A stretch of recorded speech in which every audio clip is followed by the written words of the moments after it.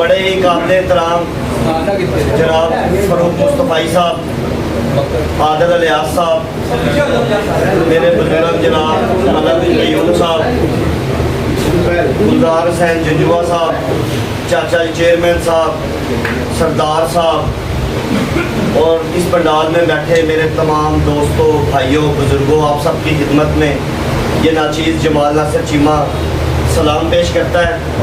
سب سے پہلے تو میں آج کی انتظامیہ کا، بہرحال میں سمجھتا ہوں کہ جتنے لوگ یہاں بیٹھے ہیں سارے انتظامیہ ہیں، کیونکہ آپ کا یہ شہر ہے، آپ کا ہی کشمیر کالونی ہے، تو میں آپ کے پاس آیا ہوں، میرے لیے آپ سارے میزبان بھائی قابل احترام ہیں، تو میں آپ کا شکریہ ادا کرتا ہوں کہ آپ نے مجھے یہاں بلا کر عزت بخشی، تو میں آپ کے اس پیار کا، اس محبت کا بڑا مشہور ہوں۔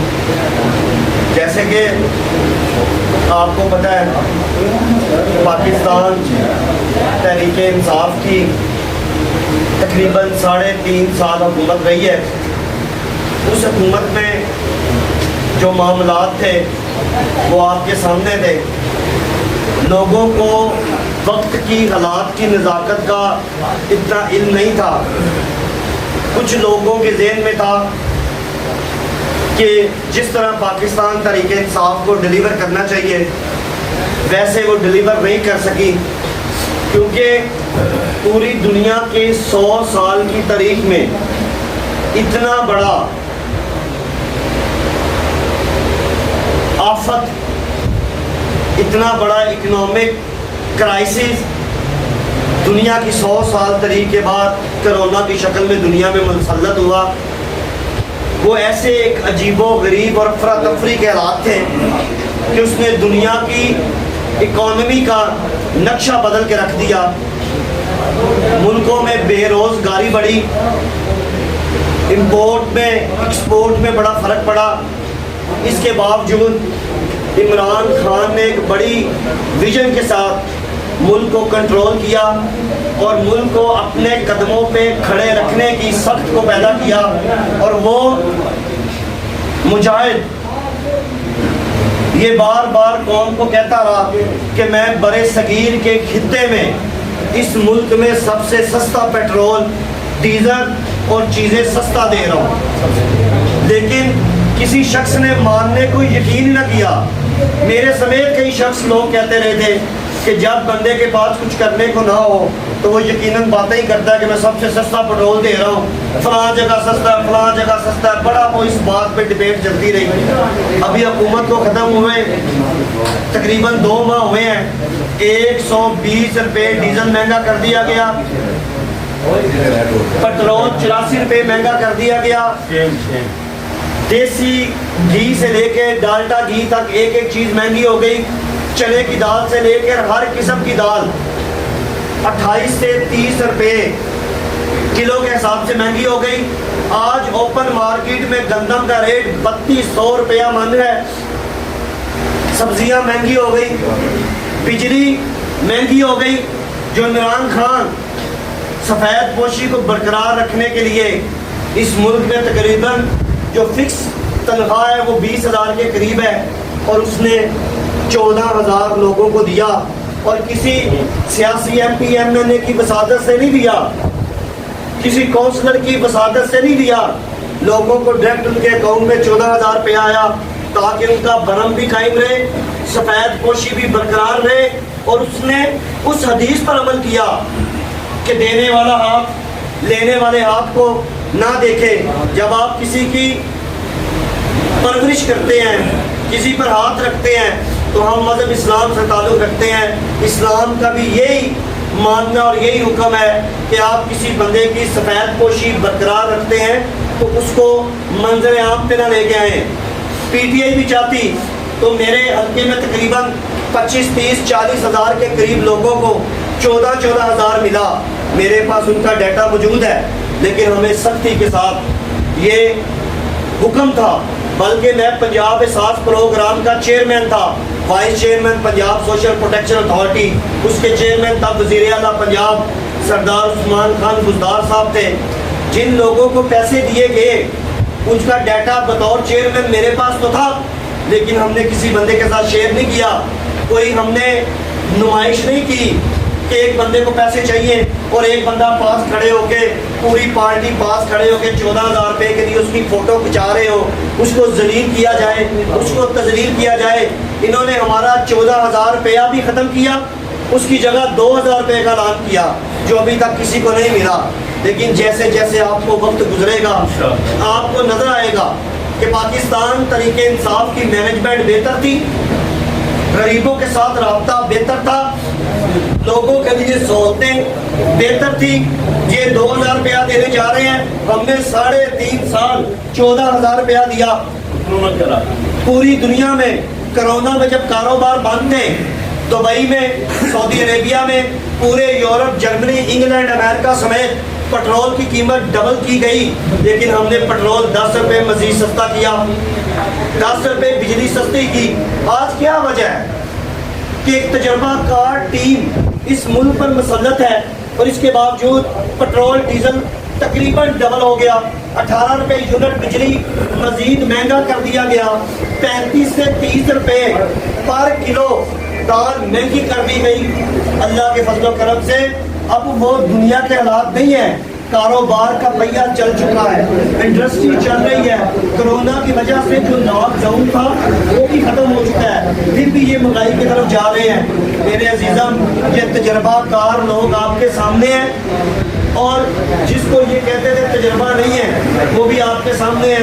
فرق یہ تھا کہ جب بھی آئی ضمیر کے سودے کی بات جاؤ تو ڈٹ جاؤ, حسین کے انکار کی طرح. اس کا قصور کیا تھا؟ اس نے قصور کیا کیا؟ اس نے قصور یہ کیا کہ اس نے اعلان کیا کہ پاکستان کی 74 سالہ تاریخ میں پاکستان پہلی دفعہ انڈیپینڈنٹ فارن پالیسی دینے جا رہا ہے, جس کے ساتھ اس ملک کو بہتر لگے گا ہم اس کے ساتھ دوستی کا ہاتھ بڑھائیں گے. رشیا ہمیں 40% سستا تیل دینے پر آمادہ تھا, 40% گندم سستی دینے پر آمادہ تھا. ہمارے غریبوں کا, ہمارے ملک کا اس میں فائدہ تھا. اسی سلسلے میں جناب سابق وزیر اعظم پاکستان عمران خان رشیا گئے, انہوں نے کہا نہیں, ہم تمہیں جیسا کہیں گے تم ویسا کرو گے. اس کا جواب عمران خان نے دیا کہ ہم تمہارے غلام نہیں کہ جیسا تم کہو گے ہم ویسا کر لیں گے, جیسی تم فارن پالیسی دو گے ہم ویسی فارن پالیسی دیں گے, جس سے تم کہو گے ہم اس سے سفارتی تعلقات رکھیں گے, جس سے تم کہو گے کہ اس سے ملنا نہیں ہم نہیں ملیں گے. کیا یہ ملک آزاد ملک نہیں ہے؟ ہم تمہاری ڈکٹیشن نہیں مانتے, ہم تمہاری ڈکٹیشن نہیں دیں گے.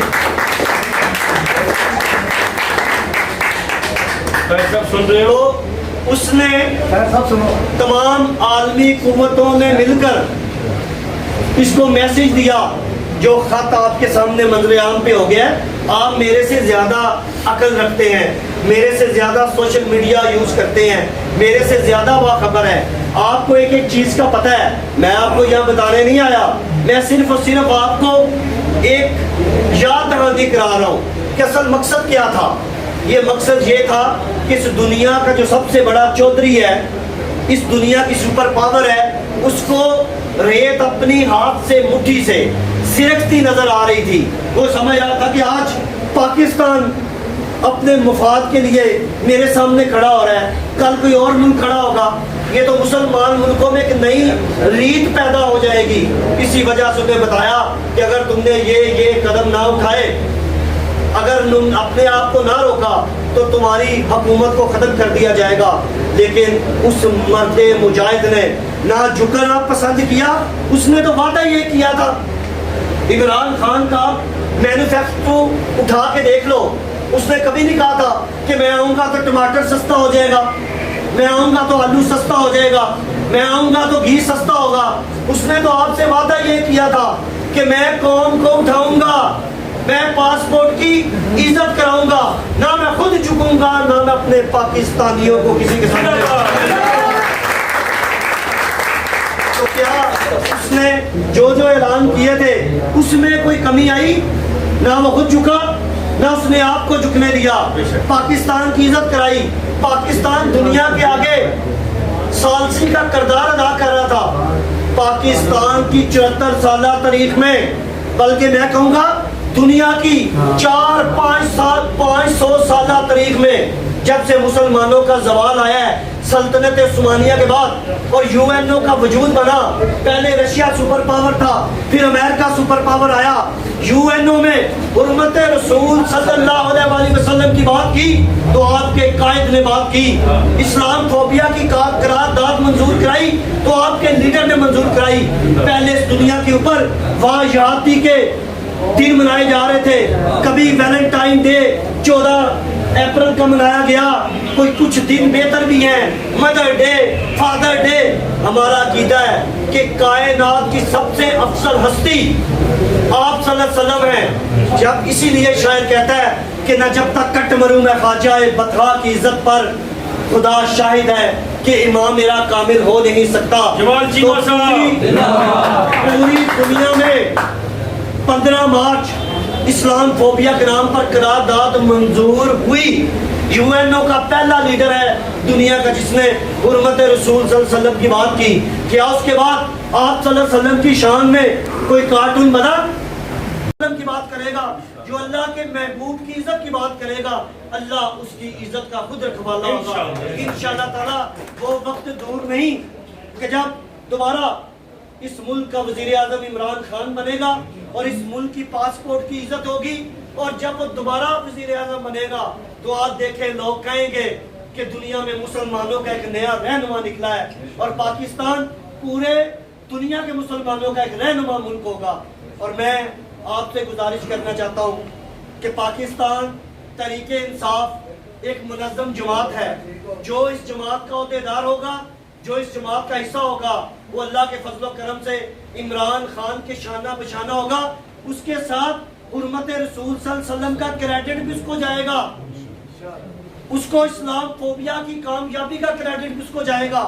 جو عمران خان کے اچھے اقدام ہیں، سب سے پہلے میں بتانا بھول گیا، صحت کارڈ 10 لاکھ روپیہ ایک بندے کی انشورنس ہوئی، 2 سال کی اس کے پیپر دے دیے تاکہ یہ آئے اور یہ آ کے اس کو بند نہ کر سکے۔ 14,000 تو انہوں نے بند کر دیا، صحت کارڈ یہ 2 سال کے لیے بند نہیں کر سکتے کیونکہ اس کے پیسے پاکستان تحریک انصاف نے 2024 تک کے، 2022 کا پورا سال اور 2023 کا بھی پورا سال اور 24 مارچ تک 2 سال بنے گے، اس کے پیسے آلریڈی ہم نے دے دیے ہیں۔ یہ لوگوں کا خون چوسیں گے، تیل مہنگے کریں گے، 14,000 کو 2,000 کریں گے، ڈیزل مہنگے، بجلی مہنگے، گیس مہنگی، دالیں مہنگی، گھی مہنگا، لیکن سہولتیں دیکھ لیں کس نے دی ہیں۔ یہ تجربہ کار بھی آپ کے سامنے ہیں، نا تجربہ کار بھی آپ کے سامنے ہیں۔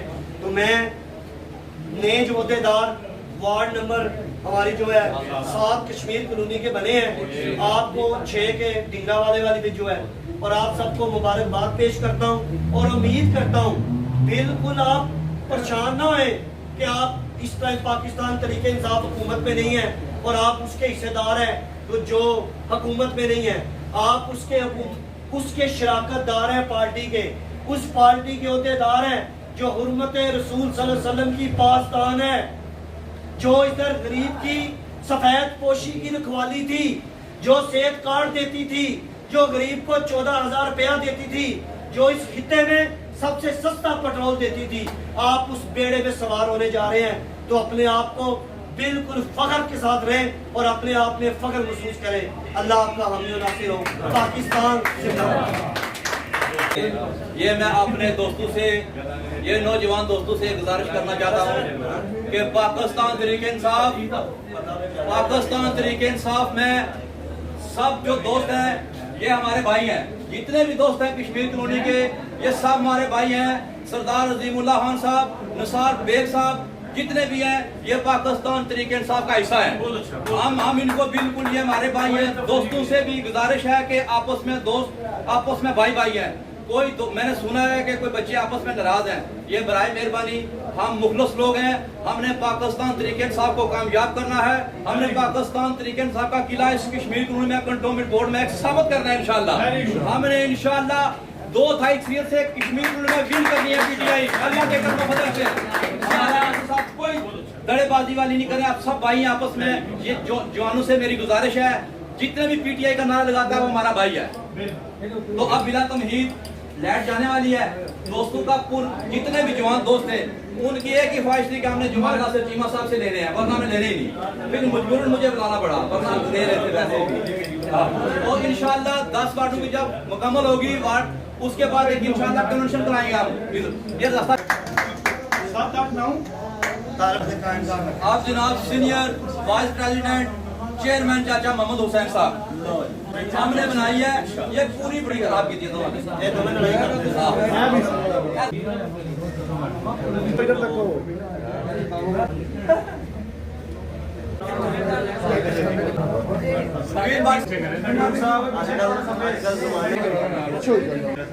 ਐਨਕ ਕੁਥੇ मोहम्मद फारूक, ठीक है, नंबर 6 यूनुस जलाल